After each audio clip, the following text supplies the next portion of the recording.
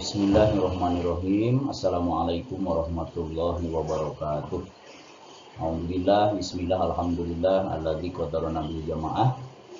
Wassalatu wassalamu ala Rasulillah wa ala alihi wa ashabihi wa mawalah wa ba'du. Baik, bagaimana kabarnya anak-anakku? Mudah-mudahan di hari ini semuanya ada dalam keadaan sehat walafiat.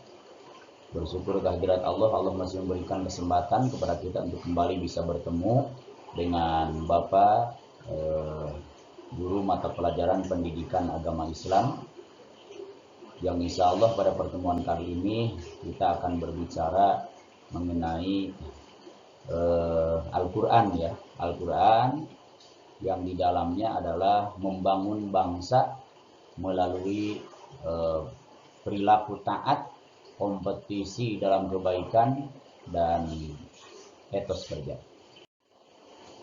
Oke, mengawali kegiatan detik ini kita akan tadarus bersama dengan membaca Quran surah An-Nisa ayat 59. Mudah-mudahan Allah berikan cara dan kekuatan sehingga kita bisa menyempurnakan dari bacaan insyaallah. Nah, A'udzu billahi minasyaitonir rajim. Bismillahirrahmanirrahim. Ya ayyuhalladzina amanu athi'ullaha wa athi'ur rasula wa ulil amri minkum. Fa in tanaza'tum fi syai'in farudduhu ila Allahi war rasul in kuntum tu'minuna billahi wal yawmil akhir, dzalika khairu wa ahsanu ta'wila. Oke, ayat berikutnya di Quran surah Al-Maidah ayat 48. Bismillahirrahmanirrahim. Wa anzalna ilaikal kitaba bil haqqi musaddiqan lima baina yadayhi minal kitabi wa muhaiminan alaihi fahkum bainahum bima anzalallahu wa la tattabi' ahwa'ahum amma ja'aka minal haqq. Likullin ja'alna minkum syir'atan wa minhaja walau sya'allahu laja'alakum ummatan wahidatan walakin liyabluwakum fima atakum fastabiqul khairat ilallahi marji'ukum jami'an fayunabbi'ukum bima kuntum takhtalifun. Berikutnya tadarus Quran surah At-Taubah ayat 105. Bismillahirrahmanirrahim. Wa qul i'malu fasayarallahu 'amalakum wa rasuluhu wal mu'minun wa saturadduna ila 'alimil ghaibi wasyahadah fayunabbi'ukum bima kuntum ta'malun. Shadaqallahul azim. Allahumma anis wahsyatana fi qabrina. Allahumma arhamna bil Qur'anil azim. Oke, setelah kita selesaikan bacaan Quran surah Al-Maidah ayat 48, An-Nisa ayat 59, kemudian At-Taubah ayat 105, yang masing-masing ini memiliki judul tersendiri ya. Oleh karena itu, kegiatan pembelajaran pada kali ini peserta didik adalah mencermati Quran surat Al-Maidah ayat 48, An-Nisa ayat 59, At-Taubah ayat 105. Silakan semuanya bisa mencermati dengan seksama ayat ini, baik dilihat dari segi bacaannya, huruf-hurufnya atau makharijil hurufnya, atau dari sisi ilmu tajwidnya ya, tentang pemahaman ilmu tajwid atau hukum bacaannya. Oke, ketika berbicara masalah ayat-ayat Al-Quran, maka yang harus kalian pahami setidaknya ada 4 hal ya. Yang pertama, coba kalian pahami makharijul hurufnya. Apa itu makharijul huruf? Makharijul huruf itu adalah tempat keluarnya huruf, di mana huruf-huruf yang jumlahnya 28 itu ya diucapkan sesuai dengan tempat keluarnya. Nah, nanti kita akan bicarakan kemudian ya. Kemudian yang kedua, pahami ilmu tajwidnya. Yang ketiga, pahami makna mufradatnya. Yang keempat, pahami kandungan ayatnya. Nah, jika keempat hal tersebut sudah dikuasai dalam mempelajari Al-Quran, maka insya Allah kalian sudah dikategorikan mahir. Sehingga insya Allah kalau mau nilai, Bapak kasih nilainya adalah mumtaz ya, atau nilai yang terbaik insya Allah. Baiklah, yang pertama kita akan pahami makharijul huruf dan ilmu tajwidnya ya. Dalam memahami makharijul huruf dan ilmu tajwid, di sini ada gambar ya, ada gambar muka ini di mana ada huruf-huruf tertentu yang harus kalian keluarkan. Mengenai makharijul huruf ya, di sini ada 5 hal yang harus kalian pahami. Yang pertama adalah al-halqu ya. Al-halqu itu artinya tenggorokan, artinya huruf-huruf tersebut dilapalkan dari tenggorokan gitu kan, dilapalkannya halq, sehingga ada orang mengatakan itu ada huruf halak gitu kan, huruf halak. Mana saja yang dikategorikan dengan huruf halak itu ya, diantaranya termasuk di dalamnya ada 6, ada a, alif, ain, ghin, ha, ho gitu kan, aha, a, wo, ha, ho, hamzah, ha, ain, ghin, ha, ho, itu dari tenggorokan. Yang kedua alisan, itu dari lisan ya, lisan atau dari lidah kita. Nah, di mana di sini nampak ya, dari lisan, makhraj dari lisan itu adalah ada ya ta, da, to, sa, za, zo, sa, za, so, ro, nun, lam, itu kan semuanya lisan itu kan, yang mengucapkannya itu kan, di lidah yang mengucapkannya. Kemudian asyafatain, yang mengucapkannya itu ada dua bibir, syafatain 2 bibir. Jadi antaranya ada mim, ada ba, itu kan, itu bibir ya. Kemudian ada al-jaub, itu ada berada di rongga mulut itu kan, berada di rongga mulut di paling dalam. Kemudian ada al-khayshum, yang mengeluarkannya harus dengan ada suara dengungan ke mana? Ke hidung. Nah, itu secara garis besar mengenai makharijul huruf, di mana huruf itu harus dikeluarkan. Berikutnya kajian pada tajwid, ilmu tajwid pada pertemuan kali ini adalah pada hukum nun sukun atau tanwin. Di mana hukum nun sukun atau tanwin ini terbagi ke dalam 4 bagian. Yang pertama kita kenal dengan idhar. Ya, idhar itu artinya jelas mengucapkan huruf-hurufnya.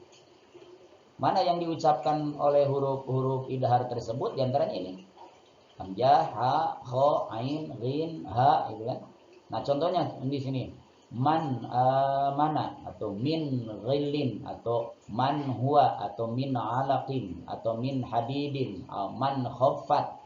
Nah, jadi ada nun sukun ya atau tanwin yang kedepannya ada salah satu huruf yang 6 ini, itu disebut dengan idhar. Maka cara mengucapkannya pun itu harus jelas, jadi jangan samar gitu kan, jadi harus man gitu kan. Oke, yang kedua ada istilahnya itu adalah idgham. Idgham itu adalah idholus syai' memasukkan sesuatu kepada sesuatu, maksudnya memasukkan huruf kepada huruf. Dan dalam idgham ini terbagi 2, ada idgham bigunah, ada idgham bila gunah. Idgham bigunah itu adalah idgham yang ketika dibaca itu adalah dimasukkan dan harus ada suara dengungan. Tapi kalau idgham bila gunah itu adalah ketika kita mengucapkan huruf nun mati atau tanwin itu adalah tidak dengan berdengung. Contoh di sini, yang bigunah itu ada 4 ya. Setiap nun mati atau tanwin ke depannya ada huruf ya, nun, mim, wau, maka cara membacanya itu harus menggunakan dengung, masuk sampai dengung. Contoh, faman ya'madun, nun ke depannya huruf ya, atau innafat, nun ke depannya nun, atau itu nun ke depannya huruf mim, atau miwali, nun ke depannya huruf waw. Adapun yang bilaguna itu tanpa dengung, hanya dua hurufnya, lam dan ro.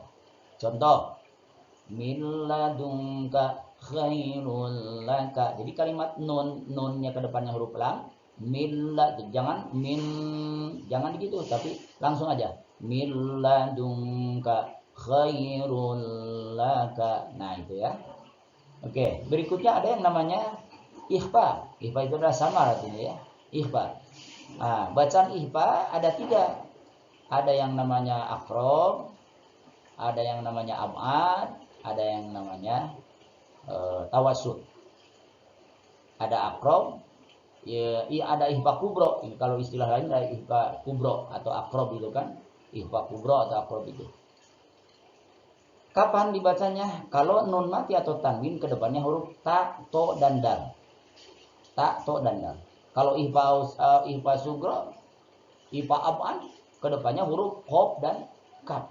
Kalau ihfa ausat itu adalah atau wusto istilahnya, huruf-huruf selain dari ta, to, dal, qaf, kaf. Karena semua huruf ihfa itu ada 15 ya. Jadi yang 10 ini untuk ausat, yang 2 untuk abad, yang 3 untuk akrob. Berikutnya yang ketiga ada yang namanya iklab gitu. Iklab ini adalah yang memindahkan suara gitu kan. Tanwin atau nun mati dipindahkan ke suara mim, itu iklab. Contoh di sini, sami'am basiro, sami'am gitu kan. Jadi suara tanwinnya dirubah, bukan ke nun lagi, ke huruf tanwin lagi, tapi ke langsung ke suara mim. Untuk contoh-contoh yang lainnya banyak sebetulnya. Kalau kita sudah memahami apa itu idhar, idgham, ikhfa, iklab, maka insya Allah kalian akan bisa membacakan di kalimat lain atau di ayat lain yang ada di dalam Al-Quran. Kemudian pembahasan berikutnya mengenai hukum bacaan adalah mengenai hukum mim sukun atau mim yang dimatikan, mim yang disukunkan. Ada 3 bacaannya, ada ikhfa sapawi, ada idgham mutamasilen, ada idhar sapawi. Nah, dari huruf Al-Quran yang jumlahnya 28 itu, ya dibagi 3 untuk ikhfa, untuk idgham, untuk idhar. Nah, untuk ikhfanya, huruf-hurufnya diantaranya gitu kan, diantara huruf-huruf ikhfa sapawi gitu, ikhfa sapawi ada 2, mim dan ba. Contohnya, wa ma hum bi kharijin. Ya hurufnya ba, bukan mim dan ba, hurufnya ba hanya 1. Ya. Artinya apa? Setiap mim mati ke depannya ada huruf ba, itu namanya ikhfa sapawi. Ya contohnya, wa ma hum bi kharijin. Nah, ini mim ke depannya huruf ba, itu namanya ikhfa sapawi. Yang kedua adalah idgham mutamasilen. Ya memasukkan karena memang ada huruf yang semisil. Huruf apa yang dimaksud? Yang dimaksud adalah huruf mim. Artinya setiap mim mati ke depannya ada huruf mim, itu namanya idgham mutamasilen. Contoh, anfusihim. Nah, jadi mim ke depannya huruf mim. Berikutnya ada idhar sapawi. Ini sisanya. Kalau jumlah huruf hijaiyah ada 28, berarti diambil mim dan ba, berarti sisanya ada berapa? Ada 26. Berarti huruf idhar sapawi itu paling banyak, ada 26. Jadi setiap mim sukun ke depannya ada alif, ta, sa, jim, ha, kho, da, za, da, ro, za, sin, shin, sod, dod, to, do, ain, ghin, fa, qaf, kaf, lam, mim, kaf, lam, nun, waw, ha, hamzah, ya. Nah, itu adalah kategorikan sebagai idhar sapawi. Contoh di sini, wa awrathakum ardayhum wa diyarahum wa amwalahum. Ini mim ke depannya huruf waw, itu kan. Mim ke depannya huruf alif. Nah, pokoknya ini dikategorikan sebagai idhar sapawi. Jadi jangan sampai terbalik. Ada hukum nun mati dan tanwin, ada hukum mim mati. Kalau hukum nun mati itu ada 4 tadi sudah dibicarakan. Kalau hukum mim mati ada 3, idhar ikhfa syafawi, idgham mutamatsilin, dan idhar syafawi. Oke, lembar kerja peserta didiknya nanti akan dibagikan ya kalian untuk menganalisis hukum bacaan ilmu. Oke, dalam pemahaman materi 1 ini berbicara mengenai taat terhadap aturan ya. Taat terhadap aturan. Dimana akan kita bicarakan di sini ada makna dan isi kandungannya di surat An-Nisa ayat 59 beserta hadis terkait. 2 ada hikmah taat terhadap aturan. Yang ketiga ada cara menerapkan perilaku taat kepada aturan. Oke, satu persatu akan dicicil sehingga menjadi satu kesatuan pada materi ini insyaallah. Tujuan kegiatan pembelajaran materi ini adalah yang pertama, peserta didik dapat menyimpulkan mana isi kandungan. Jadi ayat tersebut, umpamanya An-Nisa ayat 59 itu beserta hadisnya itu tentang apa dia bicaranya itu kan, dengan penuh tanggung jawab ya.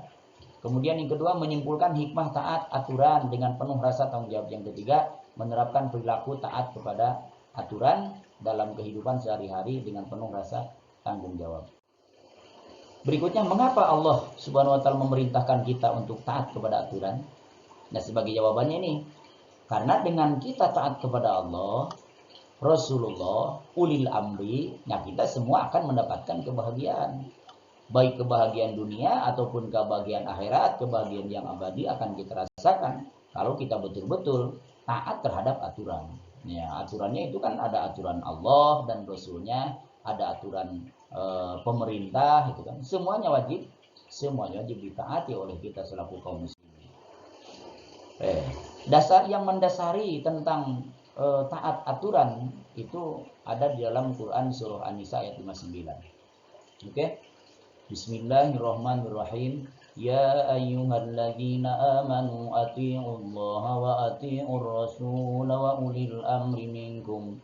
Fa in tanaza'tum fi syai'in farudduhu ila Allahi war rasul in kuntum tu'minuna billahi wal yawmil akhir. Dzalika khairu wa ahsanu ta'wila. Orang-orang yang beriman, taatilah Allah dan taatilah Rasul dan ulil amri di antara kamu. Kemudian jika kamu berlainan pendapat tentang sesuatu, maka kembalikanlah kepada Allah, kepada Al-Quran, dan kepada sunnahnya. Jika kamu benar-benar beriman kepada Allah dan hari kemudian, maka yang demikian itu lebih baik atau lebih utama bagimu dan lebih baik akibatnya. Lantas bagaimana karakteristik ulil amri yang wajib kita ketahui, yang wajib kita taati? Tadi kan kewajiban kita di samping kita tunduk kepada Allah, tunduk kepada Rasulnya, kita pun adalah harus taat kepada ulil amri, kepada pemerintah. Nah, sekarang pertanyaannya, pemerintah yang mana, ulil amri yang mana yang harus kita taati? Oke, bahwa umat Islam itu adalah wajib mentaati perintah Allah dan Rasulnya, dan pula mentaati perintah pemimpin. Tentu saja wajib taat kepada pemimpin, pemerintah kepada hal-hal yang baik saja, bukan kepada hal yang tidak baik. Nah, jika pemimpin mengajak kepada kemungkaran, maka hukumnya wajib bagi kita untuk menolaknya. Maka ada kalimat apa yang disampaikan oleh Rasul Shallallahu Alaihi Wasallam dalam riwayat Imam Muslim. Di sini jelaskan sanadnya Abi Abdurrahman.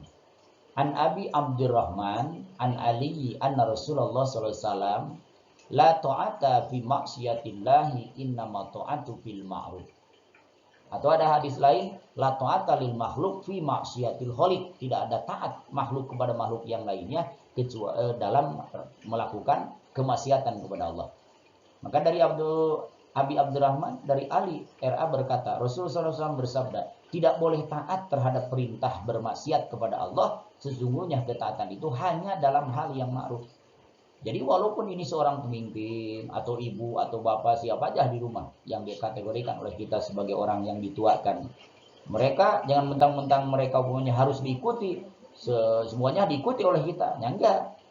Jadi yang diikuti oleh kita itu adalah hal yang baiknya saja. Yang jelek wajib kita menolaknya.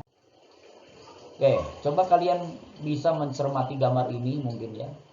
Ini gambar apa namanya kegiatan beberapa orang siswa yang lagi melaksanakan sholat ya, sholat berjamaah.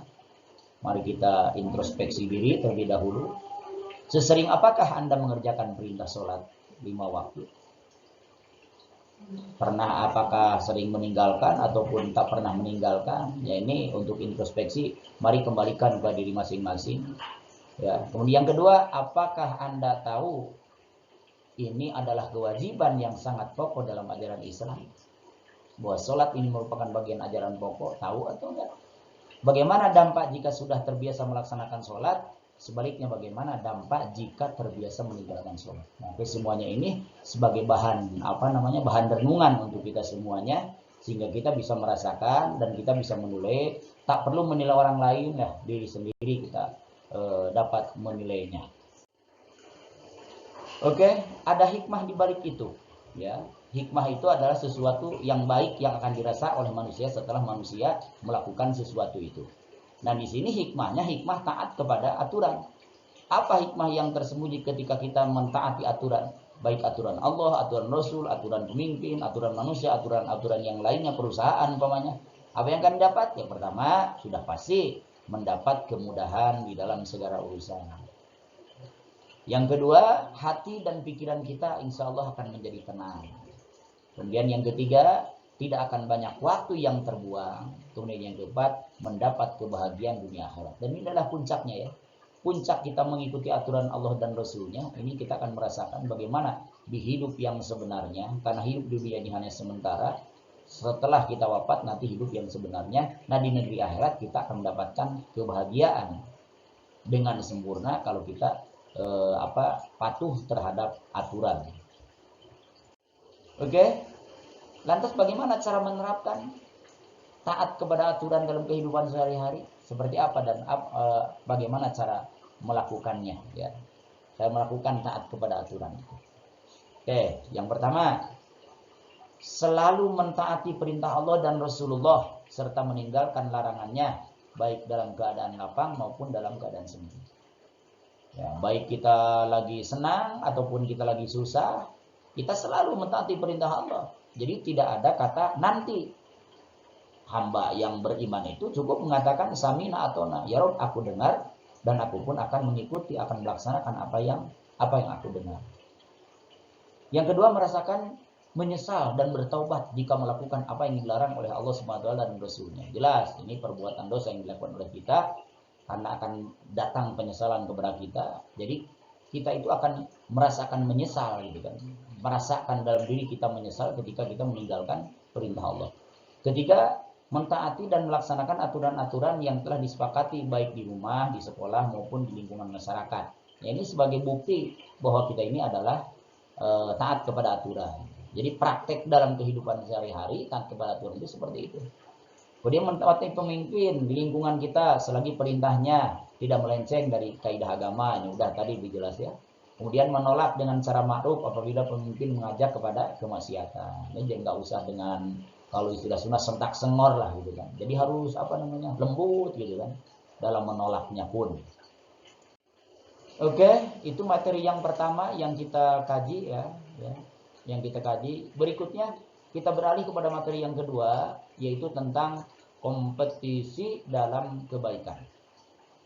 Kompetisi dalam kebaikan itu adalah bagian dari materi yang perlu dijelaskan di bab ini, dan yang harus kalian pahami dari materi ini adalah yang pertama, makna dan isi kandungan Quran Surat Al-Maidah ayat 48 beserta hadis terkait. Yang kedua, hikmah berkompetisi dalam kebaikan. Yang ketiga, cara memiliki semangat berkompetisi dalam kebaikan dalam kehidupan sehari-hari. Jadi 3 pokok ini dari surat ini ya yang harus kita pahami ya. Insya Allah kita akan bersama-sama memahaminya pada kali ini. Tujuannya apa? Tujuan pembelajarannya adalah tiada lain, Bapak berharap kalian dapat menyimpulkan makna isi kandungan Quran Surat Al-Maidah 48 beserta hadis dengan penuh tanggung jawab. Yang kedua, menyimpulkan hikmah berkompetisi dalam kebaikan dengan penuh rasa tanggung jawab. Yang ketiga, menerapkan perilaku semangat berkompetisi dalam kebaikan sehingga di setiap hari dengan penuh rasa rasa tanggung jawab. Itu tujuan pokok dari pembelajaran ini. Mengapa Allah Subhanahu wa taala memerintahkan kita untuk berkompetisi dalam kebaikan? Sebagai jawabannya di masing-masing sebetulnya sudah ada, tetapi ini salah satu di antara jawaban yang mungkin dipilih ya. Yang pertama, melakukan kebaikan tidak bisa ditunda-tunda. Ya, harus segera dilakukan karena tidak ada waktu, kesempatan hanya datang satu kali. Setelah kesempatan itu hilang, udah kita tidak akan pernah menemukan kesempatan itu lagi. Makanya ketika ada kesempatan segera lakukan itu kan. Yang kedua, untuk berbuat baik hendaknya saling memotivasi dan saling tolong menolong. Yang ketiga, kesigapan melakukan kebaikan harus didukung dengan sungguh-sungguh. Apa dasar hukumnya? Yang menjadi dasar hukum adalah surah Al-Maidah ayat 48 tentang kompetisi dalam kebaikan. Coba ini baca. A'udzubillahi minasyaitonirrajim. Wa anzalna ilaikal kitaba bil haqqi musaddiqan lima baina yadayhi minal kitabi wa muhaiminan 'alaihi. Fahkum bainahum bima anzalallahu wa la tattabi' ahwa'ahum amma ja'aka minal haqq. Likullin ja'alna minkum syir'atan wa minhaja. Walau sya'allahu laja'alakum ummatan wahidatan walakin liyabluwakum fima atakum fastabiqul khairat. Ilallahi marji'ukum jami'an fayunabbi'ukum bima kuntum fihi takhtalifun. Dan kami telah turunkan kepadamu Al-Quran dengan membawa kebenaran, membenarkan apa yang sebelumnya, yaitu kitab-kitab yang diturunkan sebelumnya, dan sebagai batu ujian terhadap kitab-kitab yang lainnya itu. Maka putuskanlah perkara mereka menurut apa yang Allah turunkan, dan janganlah kamu mengikuti hawa nafsu mereka dengan meninggalkan kebenaran yang telah datang kepadamu. Untuk tiap-tiap umat di antara kamu, kami berikan aturan dan jalan yang terang. Sekiranya Allah menghendaki, niscaya kamu dijadikannya sebagai satu umat saja. Tetapi Allah hendak menguji kamu terhadap pemberiannya kepadamu. Maka berlomba-lombalah dalam berbuat kebajikan. Hanya kepada Allah lah kembalinya kamu semuanya, lalu diberitahukannya kepadamu apa yang telah kamu perselisihkan. Bima kuntum fihi takhtalifun. Bagaimana caranya agar bersemangat dalam berlomba melaksanakan kebaikan? Nah, ini sebagai pemacu bagi kita, mungkin ini ada hadis dan riwayat Imam Muslim. Badiru bil a'mali fatanna qita'il lail yusbihur rajul mu'minan wa yumsi kafirun wa yumsi mu'minan wa yusbihu kafirun yabi'u dinahu bi'aradin minad dunya. Umat Islam diharapkan untuk segera mungkin melaksanakan kebaikan, dikarenakan kita tidak pernah tahu kapan ajal yang akan datang menghampiri kepada kita. Juga kita tidak pernah tahu apakah keimanan kita akan bertambah selama-lamanya atau justru berkurang. Seperti apa yang disabdakan Nabi di sini dalam riwayat Muslim, ba'du biha mali fitanaka kita lain yusbihu rajul mu'minan yumsi kafirun. Segeralah untuk beramal soleh, berlakukan kebaikan sebelum datang sebuah fitnah kepadamu. Di antaranya adalah ketika di malam hari, ketika di sore siang malam hari orang itu beriman, di sore harinya dia kafir, atau sebaliknya di sore hari seorang itu mukmin, di pagi harinya dia kafir. Banyak orang yang akan menjual agamanya dengan harta yang tidak seberapa. Coba kalian cermati gambar di bawah ini, kemudian berikan tanggapan kalian dari gambar ini. Ini gambar lagi lagi main volleyball ya. Kemudian ini gambar orang yang melakukan ujian, kemudian di belakangnya itu mungkin ada pengawasnya ya gitu kan. Oke. Coba introspeksi diri dari apa yang sudah kalian cermati gambar itu. Pernahkah Anda memiliki perasaan iri melihat orang lain berprestasi di sekolah sehingga memotivasi diri kalian sendiri? Apakah Anda memiliki perasaan ingin seperti temanmu yang rajin melaksanakan sholat duha setiap hari? Bagaimana dampak jika sudah terbiasa memotivasi diri sendiri melihat orang lain rajin beribadah? Sebaliknya, bagaimana dampaknya jika tidak pernah sedikit pun termotivasi diri sendiri melihat orang lain rajin beribadah? Ya, ini adalah sebagai bahan introspeksi diri masing-masing, sehingga kalian paham diri kalian itu tentang keberadaan diri kalian masing-masing. Apa saja hikmah yang dapat diambil dari terbiasa berkompetisi dalam kebaikan itu? Ini ada 4 hikmah yang ditulis. Yang pertama, jika orang berkompetisi di dalam kebaikan, maka dia akan dianugerahi oleh Allah kehidupan yang lebih baik. Karena yang ditilai oleh Allah itu adalah bukan hasilnya, karena hasil itu adalah kehendak Allah. Yang ditilai oleh Allah itu adalah berusahanya. Jadi setiap kita berusaha untuk melakukan kebaikan, walaupun terkadang kebaikan yang kita lakukan itu adalah menjadi tidak baik, nah kita masih dikategorikan baik karena yang dipilih oleh Allah itu adalah usaha yang kita lakukan. Yang kedua, memiliki banyak teman ya, atau sahabat yang menjadi panutan atau contoh dalam kehidupan sehari-hari. Jadi kan, ya, jadi hikmahnya ini kita akan banyak teman, kemudian selalu termotivasi ya untuk berbuat lebih baik dalam segala hal, akan memperoleh kekuasaan ataupun kesuksesan di dunia dan di akhirat kalau kita melakukan kompetisi dalam kebaikan. Tuh. Lantas bagaimana cara memiliki semangat berkompetisi dalam kehidupan sehari-hari supaya kita semangat itu kok ininya apa gitu kan, caranya seperti apa? Di sini yang pertama, meyakini bahwa hidup itu adalah perjuangan dan dalam perjuangan itu ada kompetisi tentunya. Yang kedua, berkolaborasi dalam melakukan kompetisi agar pekerjaan itu lebih ringan, mudah, dan maksimal hasilnya. Dalam berkolaborasi dan berkompetisi tetap diniatkan ibadah saja, semata untuk mengharap keridhaan dari Allah Subhanahu wa taala. Dan berkompetisi dan berkolaborasi tentunya harus dalam hal yang positif, bukan hal yang negatif.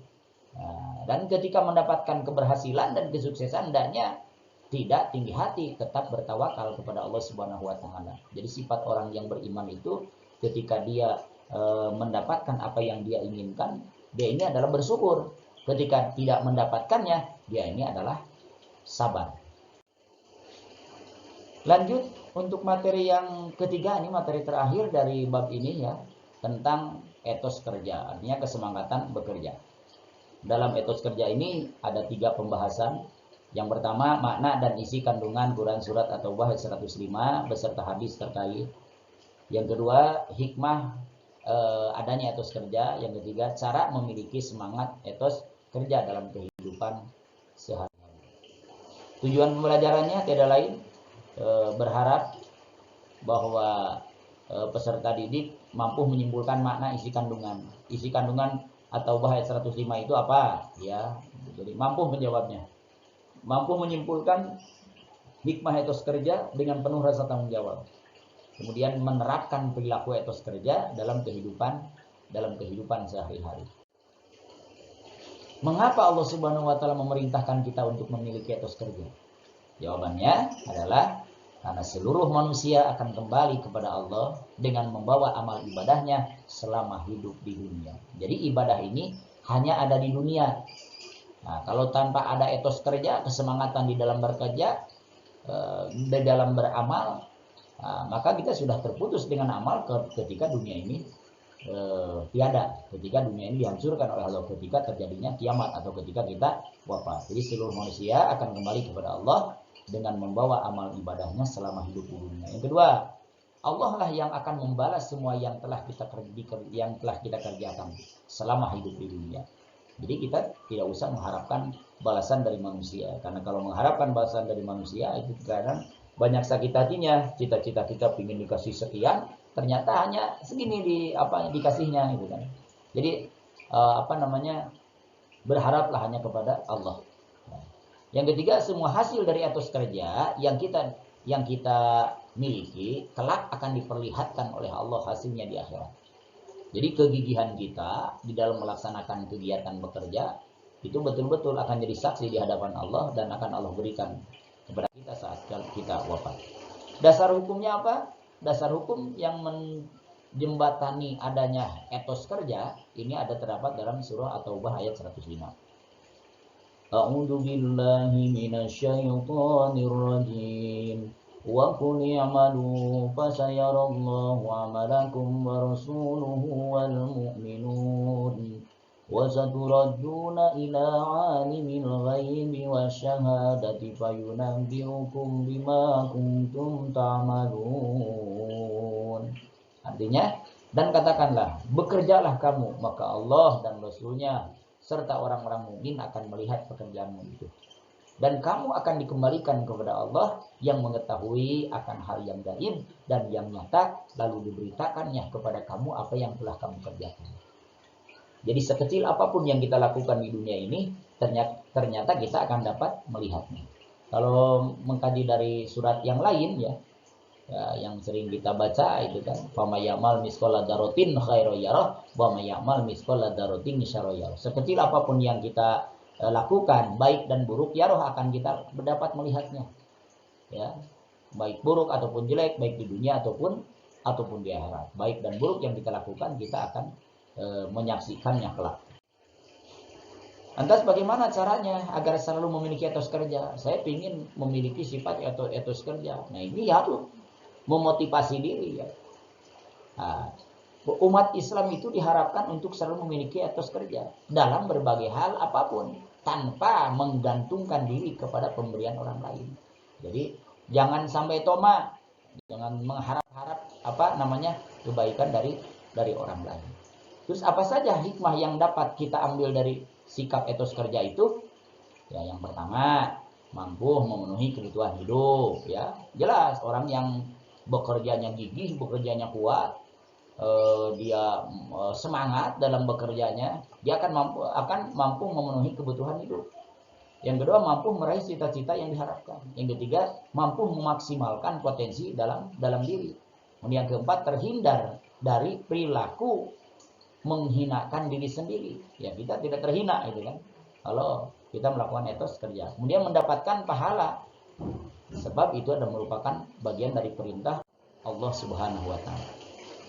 Bagaimana caranya memiliki etos kerja dalam kehidupan sehari-hari? Nah, bagaimana caranya bagi memiliki etos kerja? Yang pertama, meyakini bahwa dengan bekerja keras pasti akan mendapatkan sesuatu yang diinginkan. Ada istilah bahasa Arab yang sering kita ungkapkan, itu adalah man jada wajada. Bahkan ada tambahannya, man jada wajada wa man qara al-baba walajja walaja. Nah, jadi siapa yang bersungguh-sungguh maka dia akan mendapatkannya. Satu bab saja yang kita lakukan, kita akan mendapatkan kebahagiaan kalau sungguh-sungguhnya, kalau sungguh-sungguh untuk melakukannya. Yang kedua, melakukan sesuatu dengan prinsip 3M. Apa itu 3M? Yaitu mulai dari diri sendiri, mulai saat ini, dan mulai dari hal yang terkecil. Ini sering kita dengar ya dari ceramahnya Agim itu kan, 3M. Mulai dari diri sendiri, mulai saat ini, dan mulai dari hal yang terkecil. Maka insya Allah kita akan mendapatkannya. Jadi jangan langsung pingin besar kalau usaha, ya kecil dulu, gitu kan, dikit dulu. Jadi ada istilah ini, sedikit demi sedikit, lama-lama jadi bukit. Kemudian pantang menyerah dalam melakukan sesuatu pekerjaan. Jadi baru aja melangkah, ya udah mesti nyerah lah. Nggak sanggup, nggak bisa. Jangan katakan tidak bisa, jangan katakan tidak sanggup. Terus lakukan itu semua ya, semaksimal mungkin, sehingga kita betul-betul akan merasakan dari apa yang kita lakukan ini adalah keberhasilan untuk kita insya Allah.